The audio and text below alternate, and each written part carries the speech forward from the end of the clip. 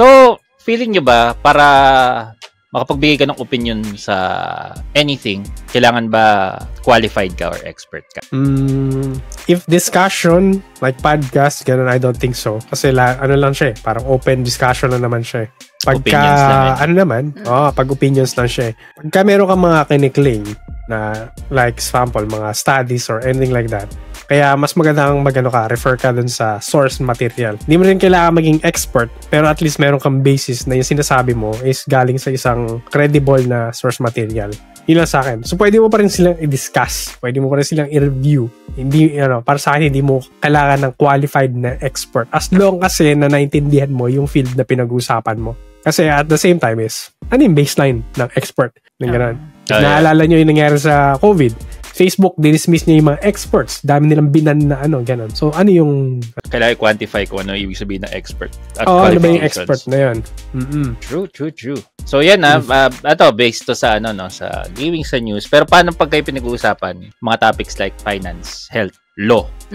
Kailangan ba may expertise ka na dito? Kapag ganyan na yung mga topics, syempre, mas maganda kung expert yung mag-explain. Kasi, na yan masyado ng detailed and yung iba dyan, more on numbers. Tapos yun nga, I mean, iba yung information na pwedeng ibigay, lalo na pag health yun. Yung mga terms ba, kumbaga, kung paano i-expound yung mga terms. Siyempre, kailangan ng expert na mag-i-explain kung ano yung meaning nito. Lalo na iba-iba yun. Tsaka kapag nanonood ka na, di ba, na mga finance bro sa YouTube, mga ganon. Sa, mga terms, di ba yun? Medyo nakakatakot ganun. Not financial advice. Yun. Not financial advice. Disclaimer sa dulo, no? Oo. Tapos yung mga health, ito din, naglipa na to Hindi mo alam kung sino. Hindi, sabi nila, wag kang magte-take ng sugar. Hindi, sabi nila, hindi, okay kumain ng sugar. Yung dami, is information, gano'n. Tapos yung iba, binibase lang yung information sa, ginugoogle lang nila or personal experience. Nakakalimutan nila.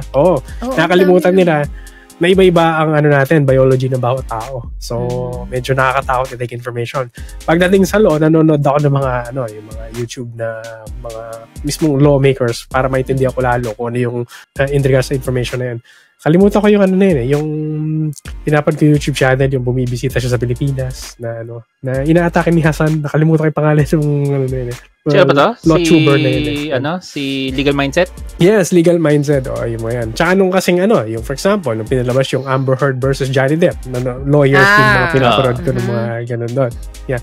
Pero may mga times din na for fun lang, nanonood ako ng Asmongold Gold kasi parang for fun lang yung ganun. Pero again, I think may point sila na in regards to finance, health, or law is somewhat is kailangan merong legitimate na persons behind this kasi delikado Oo. No. Kasi nga yung mga terms and abbreviation, iba-iba, may kailangan mag-explain kung ano yung talagang meaning nun, mga ganun.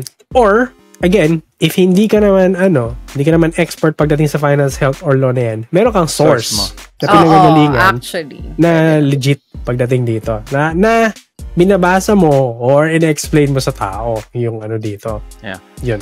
I think yung rin dito, parang magandang separator dito. Kasi kuwari, magbibigay ka ng opinion mo sa gaming, sa news. Opinion mo yun about that, na wala namang epekto doon sa tao. Pero pag magbibigay ka ng parang advice, finance, pera ng tao, tatamaan. Pagka nakinig sa advice mo, kung hindi ka naman talaga expert. Health ng tao, tatamaan. Pagka hindi ka naman talaga expert. Kuwari may kaso yung taao, tapos humahanap siya ng opinion tungkol doon sa kaso niya, hindi ka naman expert. Sa kinig siya sa'yo. Mas malaki yung, parang mas direct yung effect sa'yo, yung repercussion sa'yo pagka nakinig ka doon sa hindi talaga expert. Versus yung mga tipong gaming news lang, mga news, At your own risk na pa rin yung mangyayari dito, Yeah. Yeah. That's all our topics for today. Outro, tita. Ayun. So, that's all our topics for today's podcast. So, kung meron kayong topic suggestion, feel free to leave comments kung saan nyo man po kami makikita. Just search for Pinoy Gamer or pinoygamer.ph. And shoutout sa mga sumusunod. Yes. Shoutout sa mga chatters natin. Sila JGM Shadow Games, si Vittorio, Avian ×2, si DM Emperor, si Kuma March na padan kanina, si Premier Avenue, si Oh My God It's Ari, nag-send siya ng bits, si Andoru87, si Eric Sean, and maaga kanina si Joe RPG from Timeless Gamers. Yes. Yun na. Binster, bruh. Ayun. So, kung gusto niyo po kaming supportahan, you can follow, like, comment, subscribe, and of course, mag-share din po kayo ng mga contents na nagustuhan nyo. Depende po kung saang platform nyo kami makikita.